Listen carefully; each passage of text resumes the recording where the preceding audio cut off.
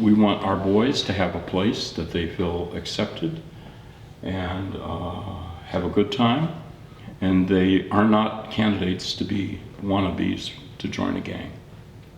Okay. Just straight out. And then the second one is, I don't want any of our girls to get pregnant before they get married. And this person said, well, how can you guarantee that? And I say, well, we offer a warm, loving environment. If you can get the kids to talk to each other, if you can get the kids thinking that what you're doing is a good thing, they will tell their buddy about it. And that's how businesses grow. That's how anything flourishes. It isn't so much that you go get everybody to come. You got to get that first kid to think this is a good deal, and then he goes and tells his neighbor, Fred, this is what they do, and that's why it's a good deal, and then he will come. We got Alan, and we got David, we got Bob Green, and Alan. Now, did I say that all? Oh, me. That was what I left out. Yeah. Well, Donald Klostermeyer takes care of this group, and then a couple of the ladies have the kids play bingo in that room back in there. And all these little games out here, there's just total noise going on. And the kids have really a good time. The weather's good to be playing outside, playing soccer and other balls. Alan is a plumber. I think that Bob used to be a lawyer. My brother is an engineer, and I work for a engineering and a manufacturing company. One of our parishioners passed away a number of years ago and left us some money so that we're able to keep going. So, but our tie is that we were here as session members sitting around this table trying to figure out what we could do for the community around here. We started working on this and we decided that we'll try this kids night thing, and the first time we had like 25 kids, and the second time I think we only had 9, and then after that it just kept building, and we're kind of on at least second generation right now. And the older kids have been here so long, they actually help us too. It's not just the adults that are in the room that help quiet the kids down, or they're like modeling for the younger ones, and they're also like checking on them, like, hey, listen up. Or I know their day to day, they face a lot of pressure out there from everybody.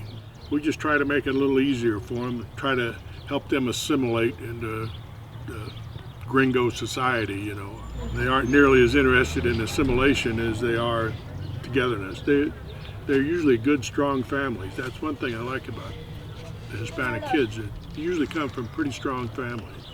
The old white guys thing was just kind of a joke started out. We called the 4 gringos, the 4 old white guys, we really don't care. Those 4 old white guys are still here, still coming to everything. One makes a special point of going to every football match, indoor and outdoor. Bob is there. And those kids, and he goes over after every game, shakes every kid's hand. I was at a presentation once where I described the 4 old white guys, and one professor at UNO, who's Latino, said to me, I never met an old white guy until I was in college. Never once. And he was making a point that that's really important, to find that they're not all weirdos, or not all anti-Hispanics. yes, you are. Yes, I am one of them. I speak absolutely no Spanish. I mean, I have trouble with English. I cannot speak Spanish. So how was I going to communicate with these kids? Well, it didn't matter. It doesn't matter. If we have one that is still having trouble with English, the kid next to him explains it to him. So it's no big deal.